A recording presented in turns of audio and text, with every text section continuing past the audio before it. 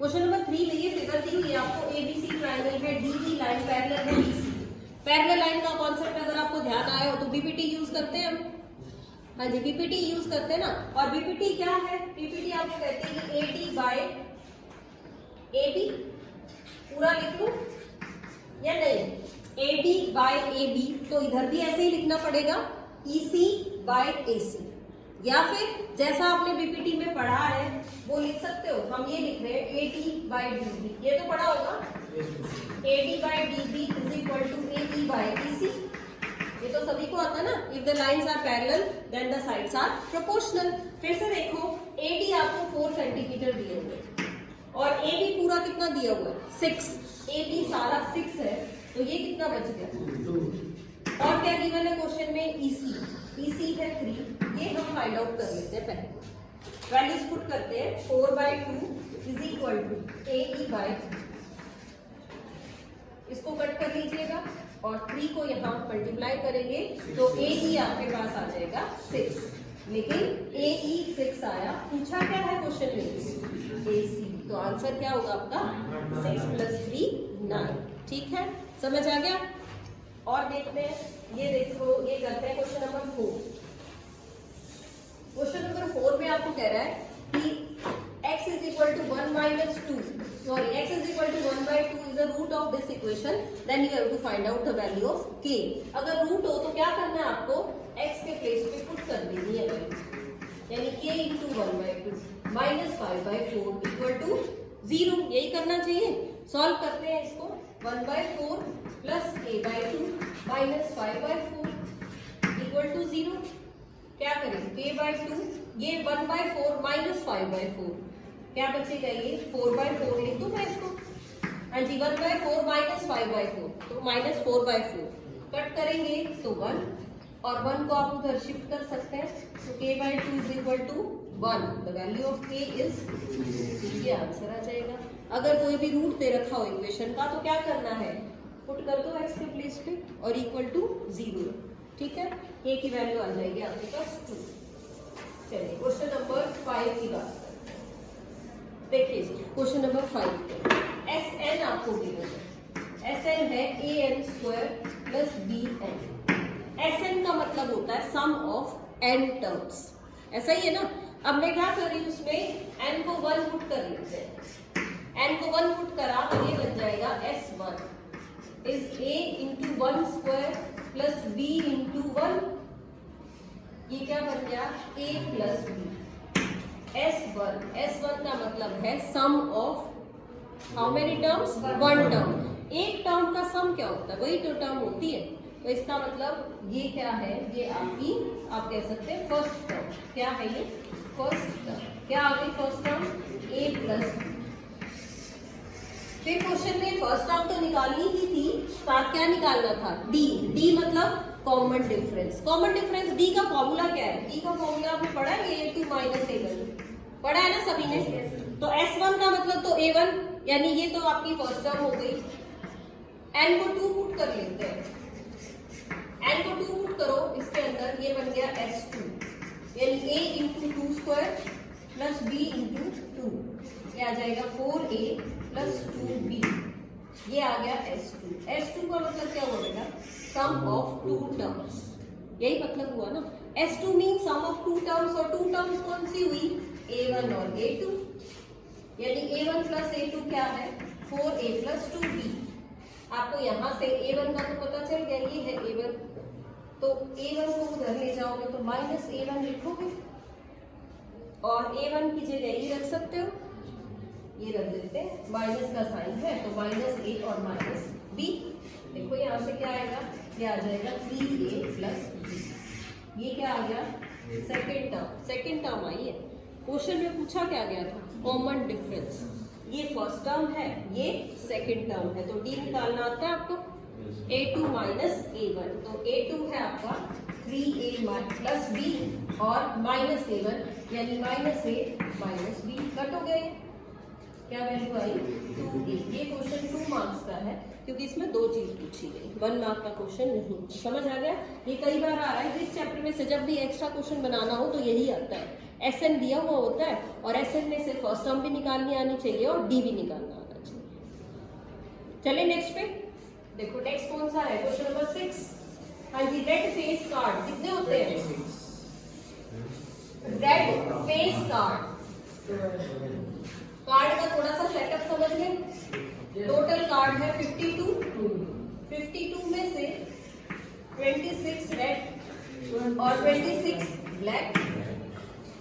इन 26 red की फिर से डिस्ट्रीब्यूशन है, 13 तो हार्ट के होते हैं और 13 है डायमंड, और इनकी भी डिस्ट्रीब्यूशन है, 13 तो है क्लब और 13 है स्पेड, यही डिस्ट्रीब्यूशन है। उसके बाद बात करते हैं red face card. Face card कितने हैं? फेस कार्ड है 12। कितने फेस कार्ड? 12 में 4K 4Q और 4G, ये चार मिला के 12 बनाते हैं। तो इनमें से 6 होंगे रेड और 6 होंगे ब्लैक। अब देख लीजिए क्वेश्चन में क्या पूछा गया, probability of getting a red face card. तो रेड फेस कार्ड होंगे 6, प्रोबेबिलिटी आप लिखेंगे तो 6/52 यानी कि 3/26। तो 3/26 इसका आंसर होना चाहिए। और कौन सा क्वेश्चन बचा जी? ये नंबर 7 या आपके बुक में जो आपने नोटबुक में लिखा वो नंबर 9 है, लिखा है 9 या 10। सी की वैल्यू फाइंड आउट करते हैं, यही क्वेश्चन है ना। Find the value of see if these equations have how many solutions? Infinitely many solutions. Infinitely many solution की कंडीशन लिखते हैं पहले तो। a1/a2 is equal to b1/b2 is equal to c1/c2। अगर ये कंडीशन हो तो हम कहते हैं infinitely many solutions। यहाँ से लिखिए आप c/6 is equal to -1/-2 और यहाँ से लिखिए 2/3। ठीक है, क्या करें अब? एक बार इन दोनों को ले लेते हैं। c/6 इज इक्वल टू -1/-2, इसको कट कर लिया और c इज इक्वल टू 6/2, यहाँ से c की वैल्यू 3 आ गई। फिर क्या किया, एक बार इस फर्स्ट और थर्ड को ले लो, यानी c/6 इज इक्वल टू 2/3। क्या करो फिर से क्रॉस मल्टीप्लाई करके, 3 6 इज 12 और c आ जाएगा 4।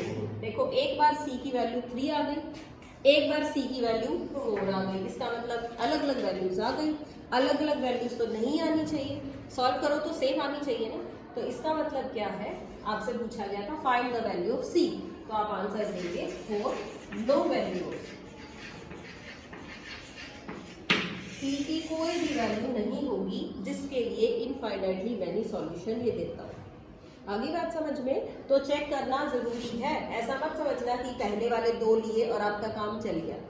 आप पीछे वाले से भी इसको चेक करके देखोगे, अगर सेम आंसर आएगा तो वो आपका आंसर है, अगर आंसर अलग अलग आया तो आप कहोगे कि सी की ऐसी कोई भी वैल्यू एग्जिस्ट नहीं करती। एक क्वेश्चन हमने लिखा था 23/200, 23/200, इसकी हमें डेसिमल एक्सपेंशन लिखनी है। डेसिमल एक्सपेंशन लिखने के लिए आप इस 200 में से 100 को अलग कर लो बेटा, इजी मेथड यही है।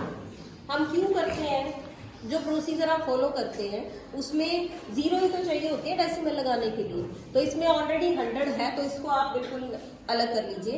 इसके साथ लिख लिया 2। अब 2 की पावर 1 है तो 2 की पावर 1 है तो इसको 5 की पावर 1 से मल्टीप्लाई कर लीजिए, न्यूमरेटर को भी और डिनोमिनेटर को भी। क्या बन जाएगा, ये आ जाएगा ऊपर 23 × 5 115 और नीचे देखोगे तो 100 ये था, 10 और आ गया तो 1000 बन गया। लगा दोगे डेसिमल कितने प्लेसेस के बाद, 3 प्लेसेस के बाद। समझ आया? रिपीट कर देती हूँ मैं, 200 है, 100 को बिल्कुल अलग कर लीजिए, सबके फैक्टर्स नहीं देखने। अगर आपके पास 0 ऑलरेडी क्वेश्चन में गिवन है तो वो 0 वाले पार्ट को पहले ही अलग कर लो ताकि कैलकुलेशन कम हो जाए। ठीक है, फिर 2 की जितनी पावर है उतनी ही 5 की पावर से मल्टीप्लाई कर लीजिए। और क्वेश्चन आपने कौन सा लिखा हुआ है नंबर 2 से? देखिए क्वेश्चन नंबर 2 हमारा है sin theta is equal to cos theta और आपको वैल्यू फाइंड आउट करनी है 2 tan square theta plus sin square theta -1। बेटा टेबल याद की हुई होगी आप लोगों ने, साइन की और कॉस की वैल्यू सेम किस एंगल पे होती है? 45 डिग्री पे। किस पे होती है? 45। साइन 45 भी 1/√2 है और कॉस 45 भी 1/√2 होता है। अगर आपको ये याद है तो भी ठीक है, अगर नहीं याद है तो क्या करें, इस कॉस थीटा को इसके नीचे लिख लीजिए। Sine theta by cos theta, यहाँ क्या आ गया? 1। Sine theta by cos theta क्या बनता है? अब 1 देख लो वैल्यू, 10 में 1 कहाँ पे आता है? 45। कहाँ आता है 1? 45 डिग्री। तो थीटा आपका कितने डिग्री हो गया? 45। यहाँ इसमें पुट कर देंगे थीटा के प्लेस पे 45, यानी 2 tan square 45 plus sine square 45 minus 1। क्या बन गया ये? tan 45 होता है 1 का स्क्वायर 1 प्लस साइन 45 1/√2। 1/√2 का क्या करोगे? स्क्वायर। तो ये आ जाएगा 1/2 माइनस 1, ये आ गया 2 प्लस 1/2 माइनस 1, ये 3/2 आ जाएगा। यहाँ से 1 और 1 प्लस 1/2 क्या बन गया? 3/2। तो 3/2 इज द राइट आंसर। एक और बड़ा सिंपल सा क्वेश्चन था, अल्फा प्लस बीटा 6 है, अल्फा बीटा 4 है, तो आपको क्या बनाना था? पॉलिनोमियल बनाना। फॉर्मूला याद होना चाहिए तो सीधा लिख पाएंगे आप। क्या है formula? X square minus sum into x plus product, यही है ना? कर दे वैल्यूज डायरेक्टली पुट। ये क्या दे रखा है? 2 जीरोस है, ये इसका सम है और ये है इसका प्रोडक्ट है। तो सम करोगे आप तो कैसे लिखोगे? एक्स स्क्वायर माइनस सम के प्लेस पे लिख दीजिए 6x प्लस प्रोडक्ट के प्लेस पे 4। अच्छा ये बताओ मुझे कि यहाँ पे इक्वल टू 0 होना चाहिए या नहीं? बोलो। No ma'am. आपका क्वेश्चन है, उसमें पूछा गया है या आपने क्वेश्चन लिखा होगा, उसमें लिखा गया राइट द पॉलिनोमियल। क्या लिखा है? Right the polynomial. ये पॉलिनोमियल आ गया है। अगर इसमें कहा जाता राइट द इक्वेशन, अगर इक्वेशन कहा जाए तो इक्वल टू 0 लिखना। अगर सिर्फ पॉलिनोमियल की बात करेगा और आप इक्वल टू 0 में आंसर दे रहे हो तो आपके मार्क्स डिडक्ट हो जाएगा। समझ आ गई बेटा? पॉलिनोमियल में इक्वल टू 0 नहीं लिखना है। इक्वेशन अगर ये मैं लिखती हूँ तो ये है क्वाड्रेटिक इक्वेशन, और अगर मैं सिर्फ ये लिखती हूँ तो ये है क्वाड्रेटिक पॉलिनोमियल। यही फर्क है सिर्फ, और कोई ज्यादा फर्क नहीं है इन दोनों में। तो इस तरह से करेंगे। सारे क्वेश्चंस हो गए बेटा? स्टॉप। कौन सा? अच्छा कोई नहीं, कर दिया तो कर दिया।